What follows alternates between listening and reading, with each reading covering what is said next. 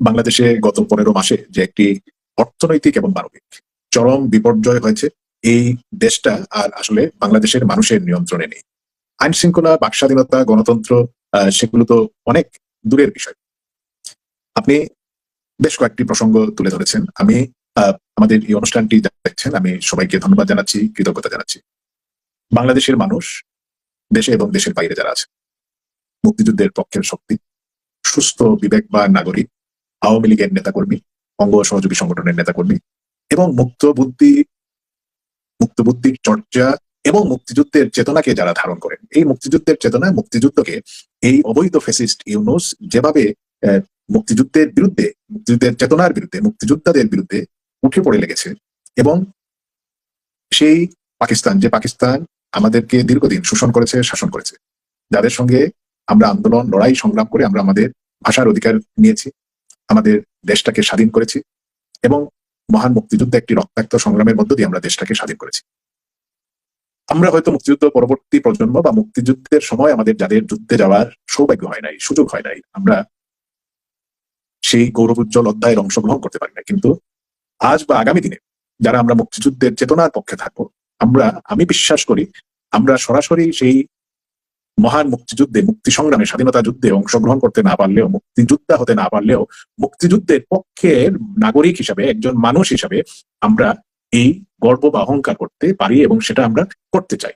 মুক্তিযুদ্ধের কথা বললে যাদের গায়ে জ্বলে, তাদের জন্যই এই কথাগুলো আমি আরেকটু বেশি করে বলতে চাই, কারণ এই মহান মুক্তিযুদ্ধ আমাদের শিকড়। আমাদের 30 লক্ষ মানুষ শহীদ হয়েছে, 2 লক্ষ মা বোন তাদের সম্ভ্রম হারিয়েছে, 1 কোটি মানুষ ভারতবর্ষে শরণার্থী হিসেবে গিয়েছিল।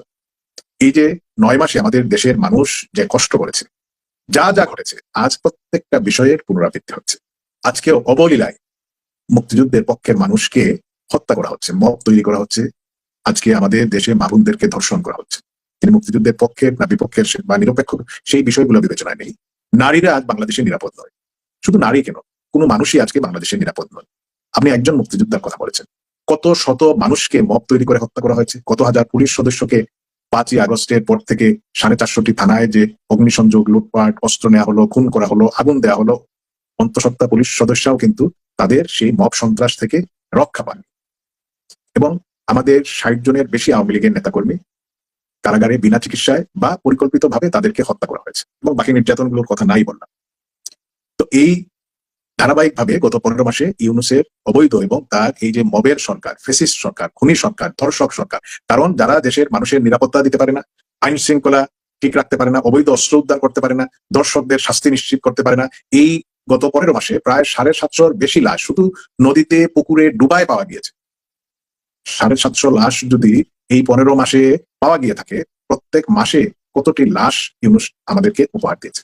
অর্থনীতি তো কোন পর্যায়ে এসেছে সেটা আমরা বলতে চাই না, এবং এই যে আজকে মুক্তিযোদ্ধারা অপমানিত হচ্ছেন, লাঞ্ছিত হচ্ছেন, মুক্তিযুদ্ধের চেতনাকে পদে পদে তারা একটা ইয়ারকির, ঠাট্টার পর্যায়ে বা বিকৃতির পর্যায়ে নিয়ে গিয়েছে। আসলে মানুষ যখন চরিত্রহীন হয়, দুশ্চরিত্র হয়, বা তার নৈতিক স্খলন ঘটে, তারা অনেক ধরনের অপরাধ করে। ইউনূস এই ধরনের অপরাধ করে যাচ্ছে। মুক্তিযুদ্ধের চেতনার বিরুদ্ধে একটা প্রতিহিংসা, মুক্তিযুদ্ধ